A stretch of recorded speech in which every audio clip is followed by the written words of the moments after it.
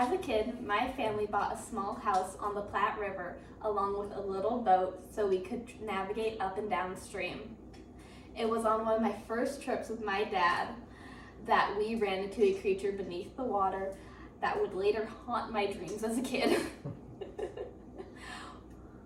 We were about 10 minutes into a ride upstream, and I was loving every second of it when we ran into a swarm of fish that began jumping around in every direction, most just missing the boat, but a few landing inside, and one memorable one hitting me right in the head and knocking me to the floor of the boat. That was the first time I ran into an invasive species of fish commonly called Asian carp, a species which has spent decades ruining the native wildlife within the Platte River and many waterways throughout Nebraska. By the end of my speech, I hope to inform all of you of how these fish came to be, their negative effects on our ecosystem, and what is currently being done to stop their invasion.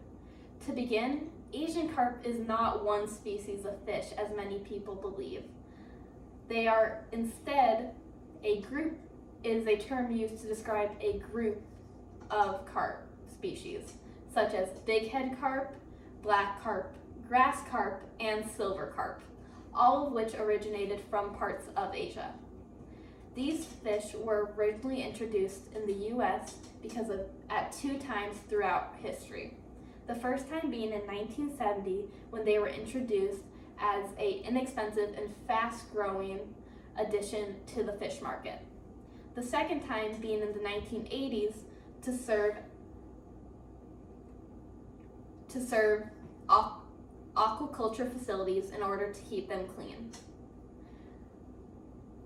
For the most part, these fish were kept largely contained in fish farms and ponds away from any large bodies of water.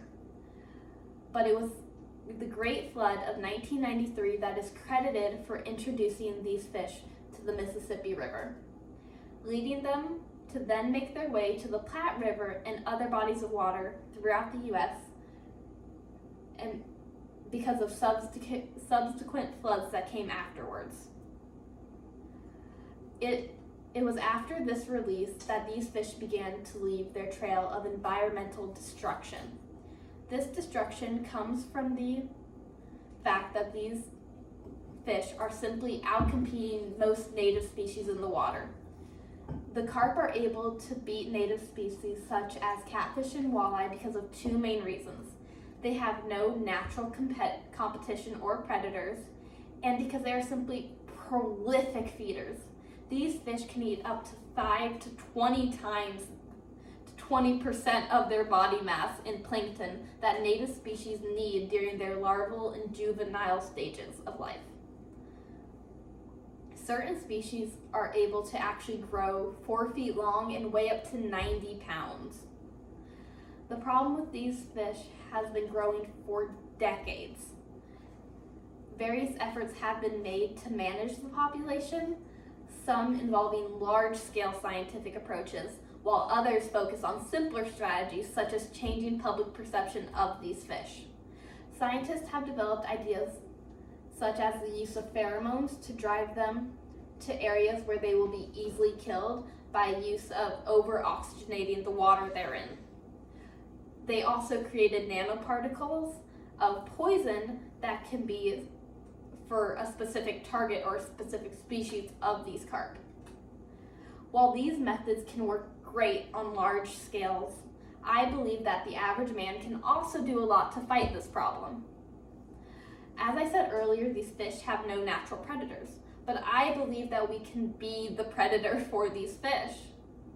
It is oftentimes that when these fish are caught, or even jump into one's boat like they want to be caught, that they are simply thrown overboard to keep on swimming another day. This is often because people consider them a trash fish, not worthy of taking home to clean and be eaten. This stereotype is caused by the fact that most Americans believe they live in dirty water, and since they're bottom feeders, they are innately dirty themselves. This fact could not be less true, as in the majority of Asia and Europe, these fish are commonplace in so many dishes, having a similar taste to native species like catfish. With many people enjoying the taste of these fish, it would change a lot if people knew just how bad they are for the environment and how good they can taste when actually prepared properly. Asian carp may seem like any other group of fish you run into when going down the river. But their presence has devastating effects on waterways, ecosystems, and our native species. In this speech, I've talked about how they came to be due to things like the flood of 1993, the harm they cause the environment due to outcompeting species, and what social and scientific ideas are being come up with to control their ever-growing population. There are many solutions out there for how to handle these fish, but the first step is simply for people to be aware of a species that was never meant to exist in our waters.